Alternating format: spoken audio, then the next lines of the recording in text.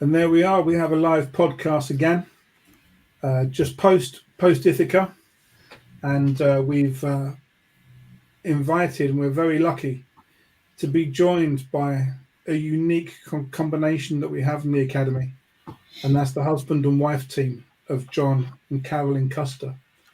John works as a facilitator, Carolyn is a medium. Together, they form a formidable duo. You've heard of the dynamic duo? This is the formidable duo. And they're an incredible partnership.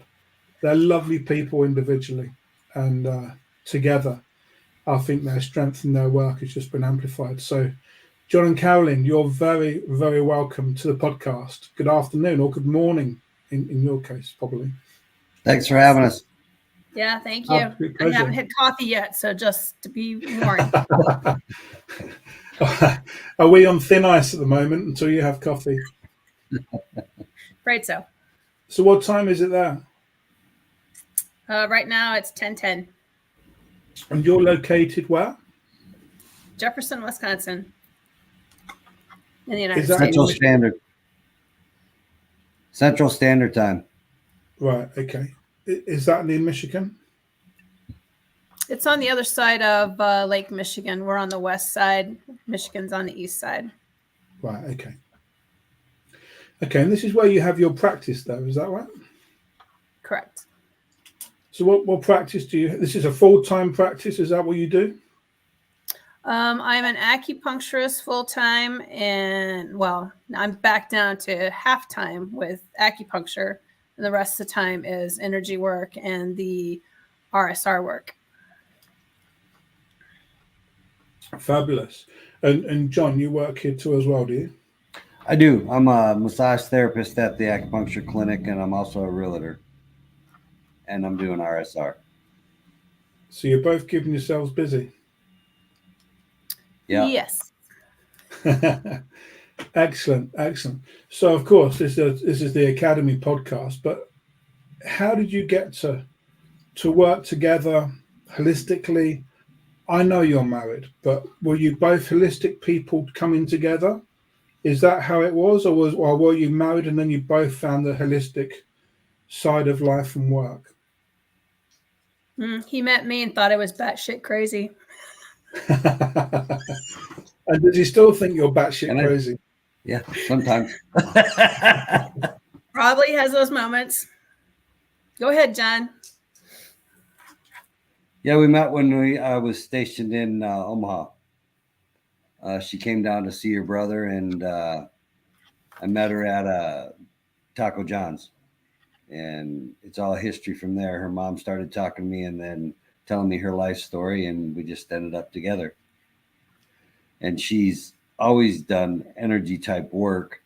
Me, I was her anchor to this to the reality of the real world, you know, from the background of Catholic Baptist kind of anchor, trying to keep her in a little bit of reality with what the work that she was doing. That anchor has shifted to a new plane because now the shit's real. Yeah, you kind of, as soon as you start working it, you kind of see it for yourselves, don't you? And that was it. So at that time then, Carolyn, you were working as an acupuncturist and a medium, or? No, when I met him, I was just I had just gotten divorced, and I was entering into the realm of energy work, not realizing that's where I was at. Because where I was in Kansas at the time, and in a place where this is not something that was discussed, happened to find a little esoteric bookstore at the time. They were like hidden in the back alleys and stuff. And this woman who owned the shop came up to me and he's like, you know, you're a medium, right? And I'm like, I have no idea what that means. And by the end of the day, I'd spent a bunch of money, bought a bunch of books, but I still didn't really accept the word medium until I went through the course. And the energy work has just expanded from different things. I've gone through Reiki and pranic healing, and I have my own version of psychic surgery that I do, and acupuncture came in about 18 years ago. So it's been a journey trying to learn things. So a full-on journey. Yeah. And just dragging John along for the ride. And now changing Kicking his and own. screaming. Oh, yeah. Because when I signed up for the class, Kicking and I told screaming. him about it. Yeah, well, you weren't kicking and screaming yet. So when I signed up for the class and then I was accepted, and then you and Andy had the Zoom meeting for answering questions and stuff.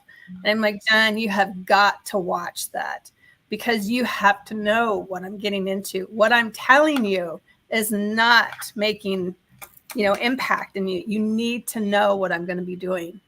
And so by the end of that question and answer, I mean, you and Andy by then knew his name because he just kept asking and asking and asking. And he's like, we get done and he's like, I want to do this. I don't know why, but I want to do this. I'm not doing that portfolio, but I'm going to do this. Yeah, he heard the call. He did. He did. See, my whole idea was this. My whole idea was, this was kind of a honeymoon for us because in 29 years we never took one.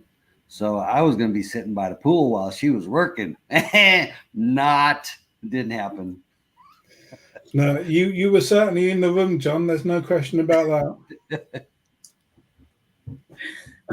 And now we have the honor of having you both in the academy, husband and wife. What an absolutely fantastic position to be in for you and also for us, because it just shows that, the tightness of the team that you will have, the facilitator and medium, and your clients, it's going to be an absolutely superb way of working. And Andy and I knew that from the very start. Andy and I knew that this was going to be a very, very strong team. And we were very keen for you to come in together and work on this. And now you're at a position where not only are you doing the work yourselves, you've done the training, but you very, very gracefully gave up your time and came to Ithaca for the final 2 days, or for 2 days during the week, where I know the students that were there benefited from your presence, where you shared a lot of information. And also, I think where it's fair to say you heavily assisted in people transforming through their journey into who they actually are by the end of the week. And for that, we're very, very thankful for that. Yeah, thanks. I am so happy I was able to help turn a facilitator to a medium. It's fair to say at this point that facilitator was already a medium. Oh, yeah, definitely. They came in as a facilitator. We don't just walk out as mediums. But from your point of view then, how did you see the difference? Because, in May this year, you were sitting one side of the desk. Kicking and screaming because she had to hang up with that word medium until you threatened her that day, telling her you either are or you aren't. Make up your mind. Yeah. Yeah. And this is it. You've experienced that progression through the week. I guess both of you, because, John, by his own admission, was somebody that was the anchor in the real world. And then within a year, he's the other side of the desk, helping people and assisting people in doing what we do. So it must have been quite a journey for both of you, wasn't it? Oh, yeah. It has definitely been a journey. The growth that we've gone through in the past 6 months has been enormous. And it didn't seem like there was that much growth until we got to Ithaca. And then we're around the new students. And I was talking to the one girl, Ashley, that we kind of referenced to. I was talking to her and I realized that she had the whole hang up on just the word medium itself. And I'm like, well, that was me. That was so me in the same place. And she's like, no. I'm like, yeah. And there were just other things that I'm like, oh my God, I could not imagine that I would be doing this at this moment and this time, 6 months ago. So what was it about the training then that really sort of pulled you into wanting to do this work? How did you find the training yourselves? Well, I found the training. Well, I had some attachment thing that got on me in 2012, and I spent 11 and a half years looking for a way to get rid of it because I seemed to be the only one that knew it was there. And I went to healers and I went to shamans and I went to different classes, and everyone was like, oh no, it's all in your head. There's nothing there. There's nothing there. And I'm telling people there is something there. I can feel it. I know it. It's influencing my thoughts. It's there. And then I went and I had a quantum healing hypnosis session, and she didn't find it. But when I noticed that my high self was lying during that session, I'm like, oh, that's really not my high self. That thing has my voice. And I'd had a lot of times where I was losing my voice, and they, Western Med was saying that I had vocal cord dysfunction. But it was the thing that was gathering more and more strength of my voice. And I just happened to run across the podcast with Laura. And I watched that and I'm like, oh my God, I think this is what I'm looking for. And I watched her for a couple of weeks and I got some of the books that she had recommended. And then I made an appointment with Andy. And November 14th last year, I had that appointment with Andy. And I have been different since. I feel like myself. That self that I had been looking for 12 years was back. And things that I used to do started coming back. And some of the gifts that had disappeared are coming back. And that was huge.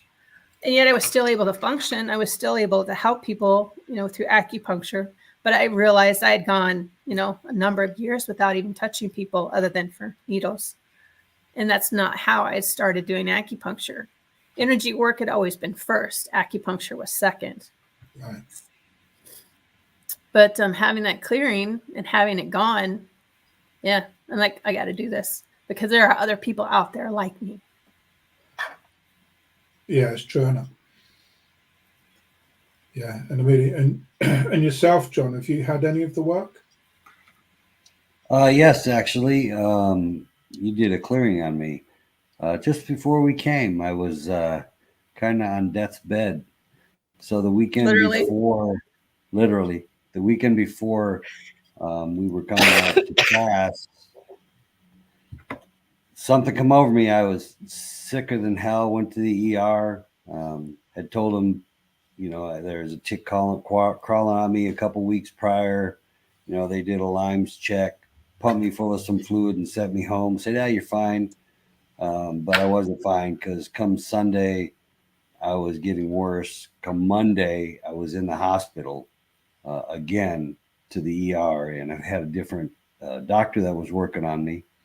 And he said, well, there's another disease that can be, I can't even remember what it was called, sarcoma or something. Anaplasmosis. There you go, anaplasmosis it could be. So they submitted me to the hospital, and stuff was just getting worse.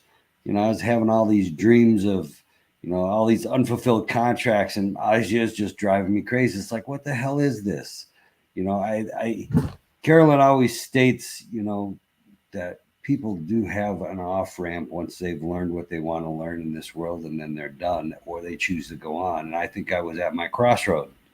And quite honestly, I'd give it up.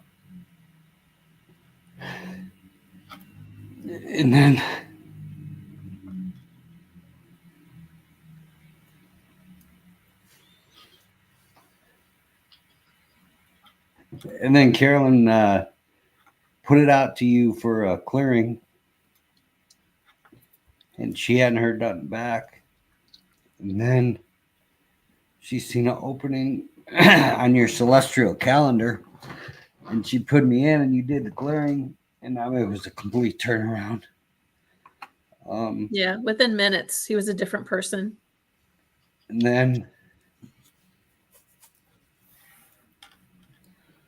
The one we see now. Doctors went from saying, we don't want you to go to Europe because, the healthcare over there ain't that good, this, that, and the other, to, the morning of the day we were going to leave. Oh, I think you're better. And that antibiotic really kicked in. And this antibiotic we're going to give you to go with is the same thing. So we don't see why you can't go.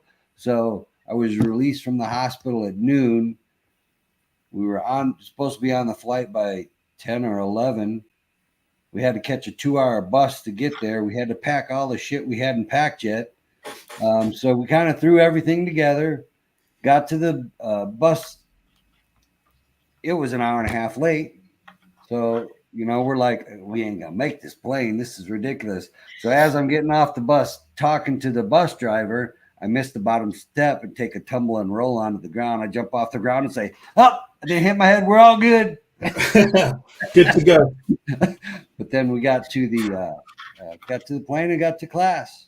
That was amazing. And never looked back since. And I haven't looked back since.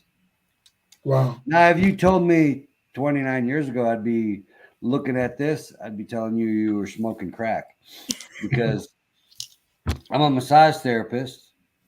But Carolyn always bought me massages early on in our marriage because she knew she was going to get them, because I was a heavy construction operator. It's like, why do I need somebody to rub on me? What is that crap? So she knew she was going to get it. So I think she was intentionally buying them for herself. But if you had told me I'd be a massage therapist 20 plus years later, I would have, again, told you were smoking crack. So yes, this journey's been a long journey, and I've come a long way in my thought process. And for those of you who have husbands out there that are kind of not necessarily on board, just bear with them and just bring them along slowly. One day they will turn around. Absolutely, one day at a time. And I certainly know people that have had the benefit of both your work and the massage as well. And I think I'm right in saying that even on the course, John, you were working a couple of people towards the end of the week who were I was beginning to get a little bit anxious and tight with their energy and their emotions. Yeah, and I think they got benefit from it. Yeah. But also when you work together, I understand that the sort of veteran side of the work that you do is really important to you. Carolyn does a lot of that through her acupuncture. Right. So do you specifically go out looking for veterans, or is it just that veterans specifically come to you? We have a contract with the VA that they send us some veterans. And so we do some for those guys that we have.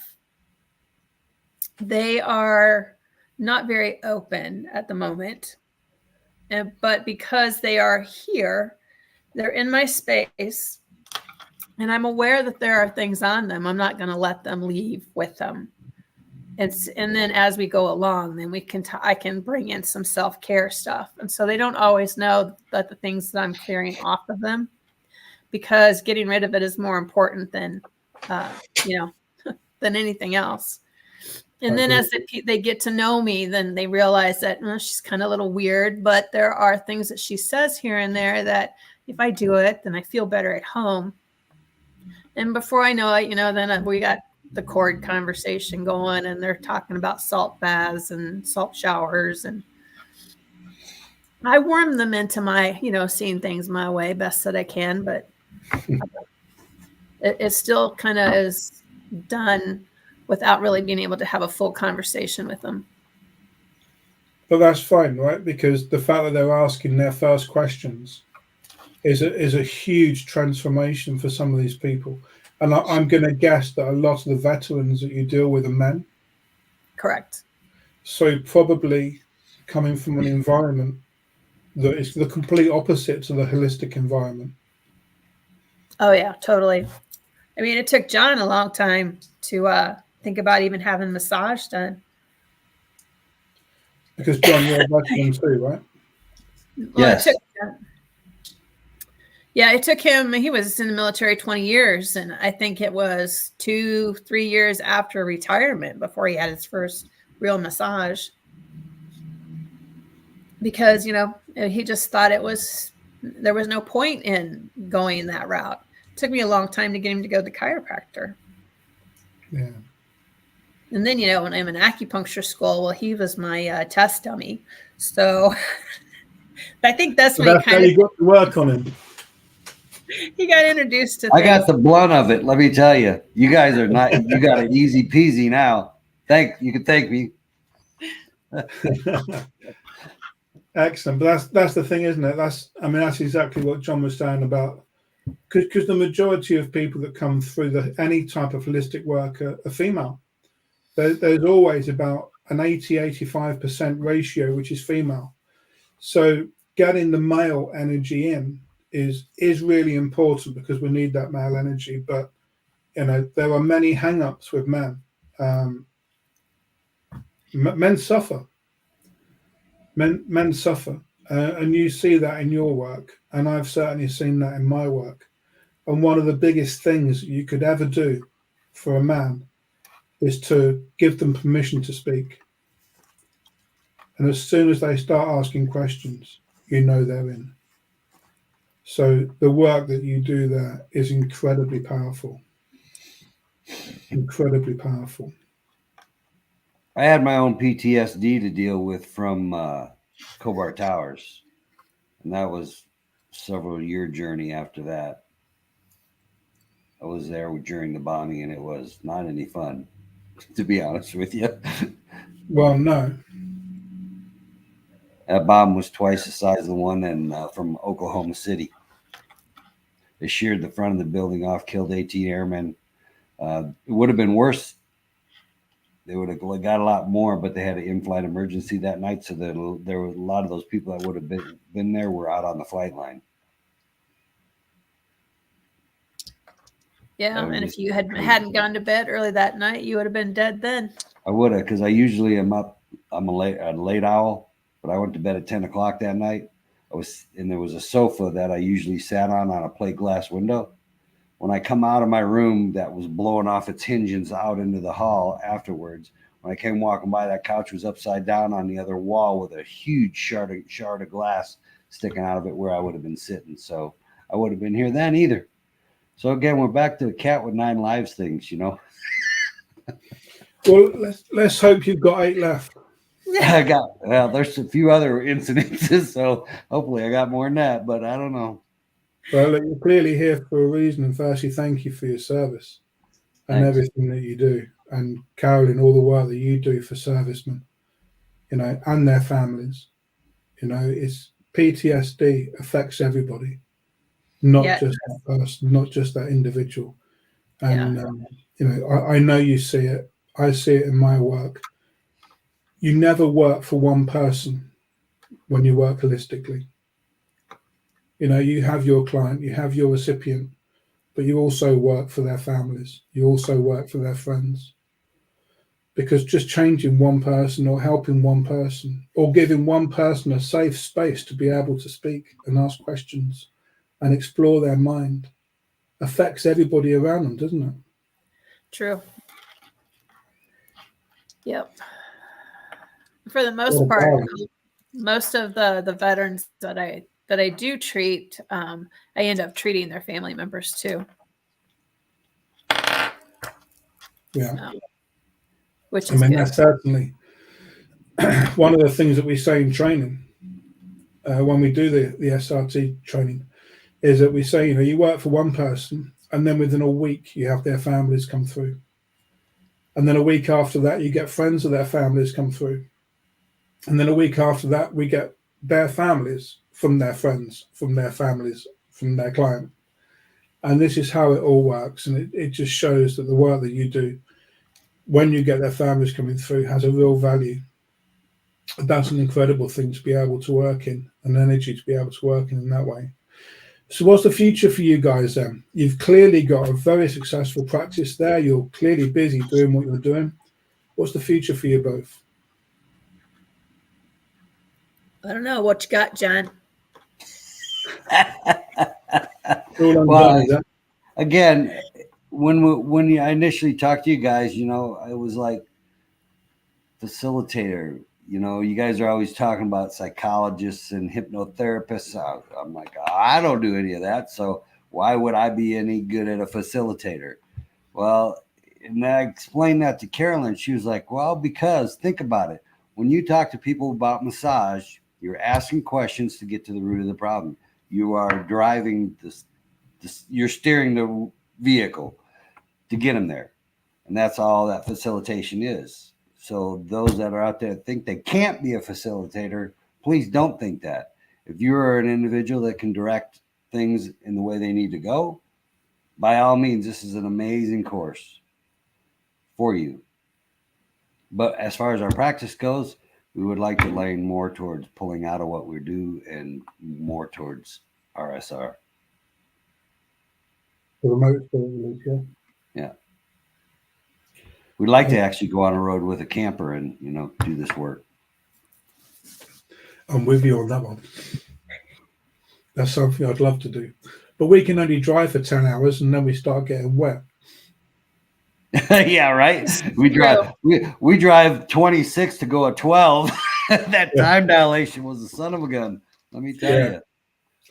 Yeah, I'm always amazed at how big America actually is. And certainly Ithaca, we loved our time.